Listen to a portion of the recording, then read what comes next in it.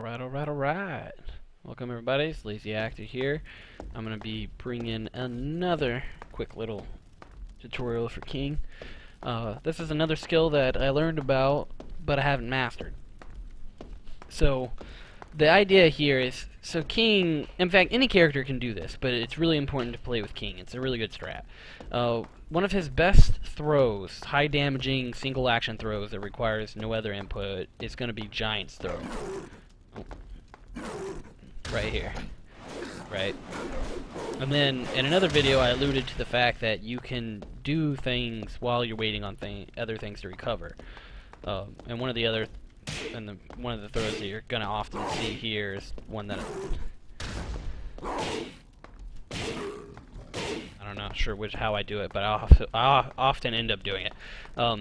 So the idea here is the recovery frames are while we're in blue. The goal here is that while we're in blue, to do all the directional inputs, and then right as we come out of it, to hit the command for Giant's Throw. So Giant's Throw is forward, back, all half circle forward. Or, half circle forward. So forward, back, half circle. Like that. The idea here is that we're going to be doing that. What you want to aim for is so you land your move, right? And a down 3 is likely to hit, right? Likely to hit, and it gives you, I think it's like +4 on hit or something like that.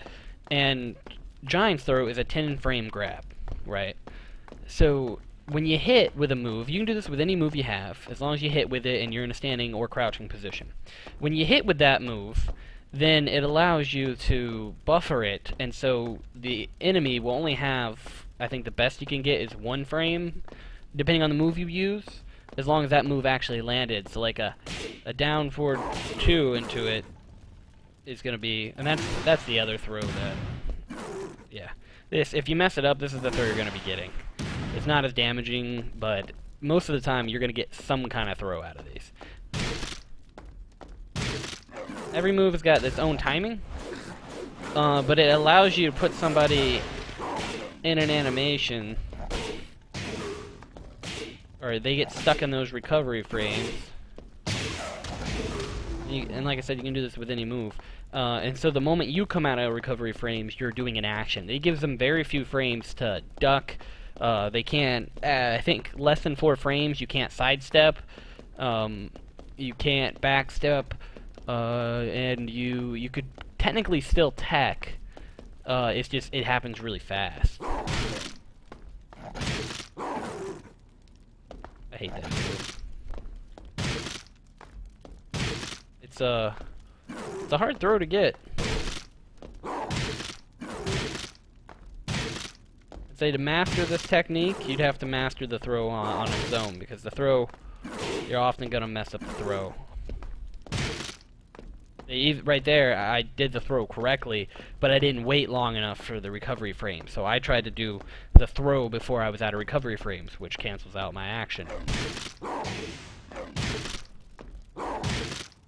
You're gonna have to deal with that too. Oftentimes, if you mess up, you're at least gonna get some kind of hit in.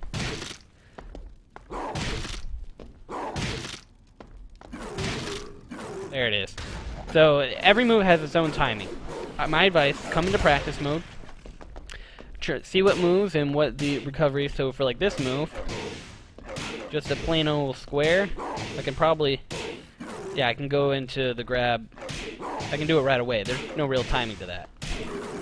Yeah, there's no real timing to that. Damn it. Yeah, there's no real timing to that. You just do that the moment you can. But a move like, down back X here, that one would have a little bit of a tougher time, but very possible. There it is. So, like I said, when you hit with these moves, they give you plus frames, and when you're in plus frames, when at the very last moment you input the next command, you have an extreme advantage here. Oftentimes you're going to land these grabs. I would say is don't try to spam them in a fight because they become predictable. But basically, I mean, I think back forward 3, I think that's +9 on hit. And so that effectively gives your opponent 1 frame to duck.